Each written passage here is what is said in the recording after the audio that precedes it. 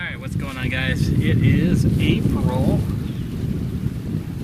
15th here in southern Wisconsin, and brought the rough cut mower down. I'm going to mow down the cornfields. We'd have liked to have done this about a week or two ago, but we've been pretty busy. Had to get trees for Mike's property, so we bagged those up and basketed them up, got them out to Mike's place last week.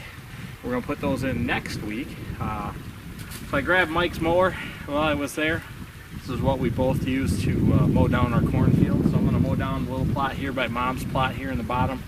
I'm going to go mow the rest of the corn off, which I'll show you guys. I did notice a dead buck actually in the bottom here when I was coming out, so I'll show you that to you guys later too, which is too bad. Looks like it's a nice 1.5-year old 8-pointer that didn't make it through the winter, so that's too bad. But this is the start of what we're going to be doing food plot wise, and switchgrass. So last year I told you guys we put some more food on the property. We put some extra cornfields in, a spot I call the shooting gallery, and then Dad's plot up top, and everything was closer to the tree line. Well, that was a great big mistake. The reason for that was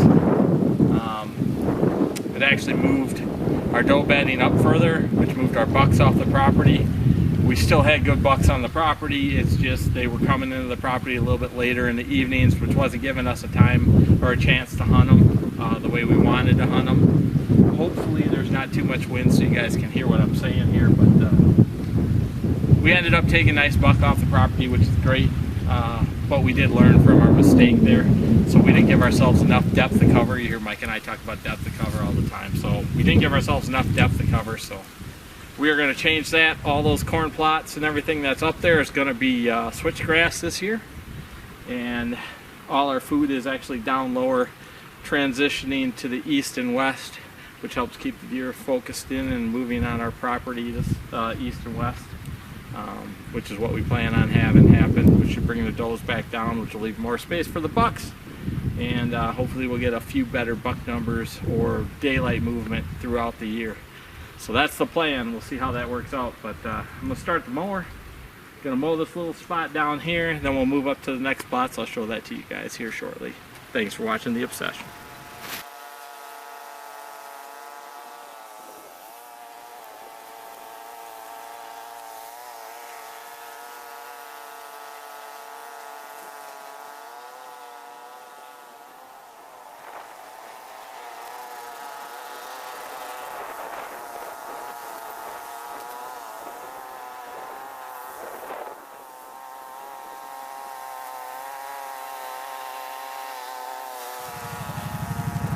First one down, little guy, moving out.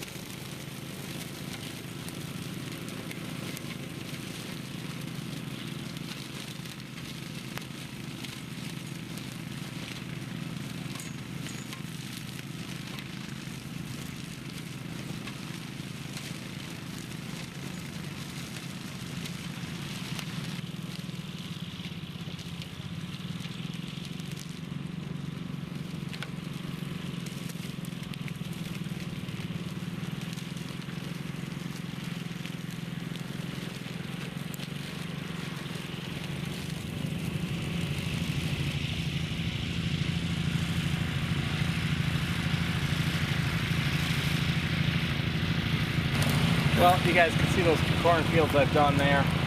Those are the upper two cornfields. They're probably only, I don't know, 45, 50 yards off the tree line. And then there's a switchgrass path through there. You can see some pink flags as I was panning through there. That's all switchgrass. That'll be second year switch. So we're looking at, I'd say 4.5 to probably 5.5 feet. This year it was 3.5 last year, and it was the first year, so I was real happy with that. So I'll come in here, I'll mow that just to keep it down. We'll mow it again in late July. That's when the switch gets super substantial growth, and then it'll outpace everything else that might be in there. We'll keep that mowed throughout this year until probably, like I said, late July, early August, and then we're going to let it go, and the switch will, like I said, probably be about 4 feet high.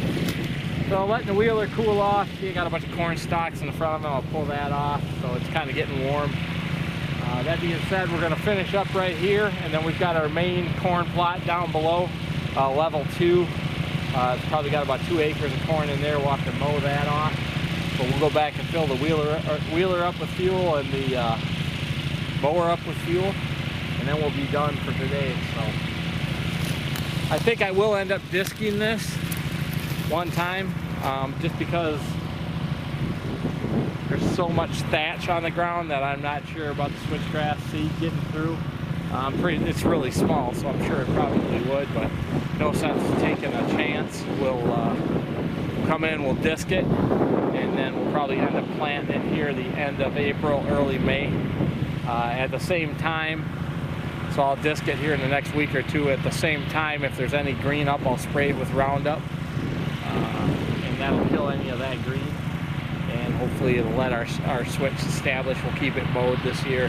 Hopefully we're looking for 2 to 3 feet in growth on these 2 switchgrass spots. This also over here, the old shooting gallery, that'll be all switch. And my dad's plot, you see me mow earlier. Like I said, again, depth of cover, that was our mistake last year. So we'll see what this season brings. Right. Changes always work. Maybe better. We're done. I actually blew a radiator hose. We had like 3 rows left, so I just left it. Whatever, I'll run it down when we come back. Not a big deal. We'll go get this deer over here. It's an 8-pointer. We had a few pictures of. I think he's 1.5 years, maybe 2.5. So we'll just go check him out. It's about 50 yards away.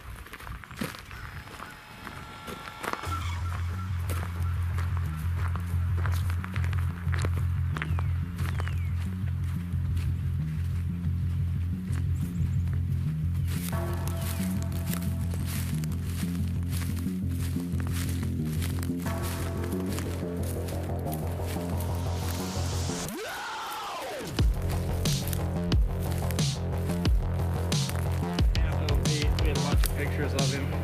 He's got good genetics. The genetics we've got here locally. You can actually see he's got little kickers on his face and stuff. So, too bad. Not sure quite why he died. I don't see any broken ribs or anything that indicates he was shot. So something happened. Like my wife said, there's more hair down towards the creek, so he might have been laying in the creek line, and then something drug him up here. You can see that the front scapula has been pulled off, so hind leg has been tore off. But that's too bad, but it happens. So another one for the front of the house.